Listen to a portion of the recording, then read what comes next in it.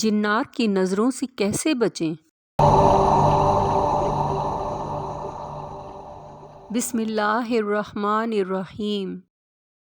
آپ لباس تبدیل کرتے وقت انسانوں سے تو پردہ کر لیں گے، لیکن جنات کی نظروں سے آپ نہیں چھپ سکتے۔ جنات آپ کو برہنہ جسم دیکھتے ہیں۔ ہمارے معاشرے میں اس لیے اکثر لوگ جنات کی ایذا رسانی کا شکار ہو جاتے ہیں کہ جب وہ لباس تبدیل کرتے ہیں تو بسم اللہ نہیں پڑھتے۔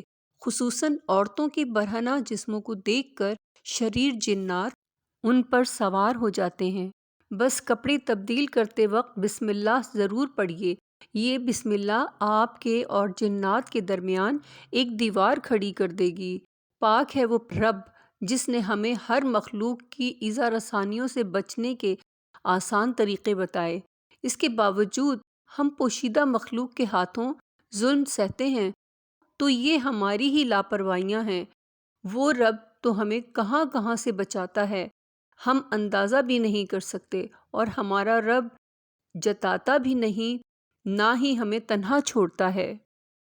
حدیث نبوی ان انس بن مالک قال قال رسول اللہ صلی اللہ علیہ وسلم ستر ما بین عورات بنی آدم والجن اذا وضع احدهم ثوب ان یقول بسم اللہ۔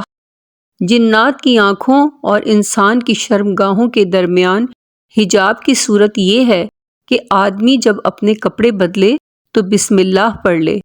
المعجم الاوسط للطبرانی 7066۔ صحیح البانی۔ قائم اسلام کو لائک، شیئر اور سبسکرائب کیجیے۔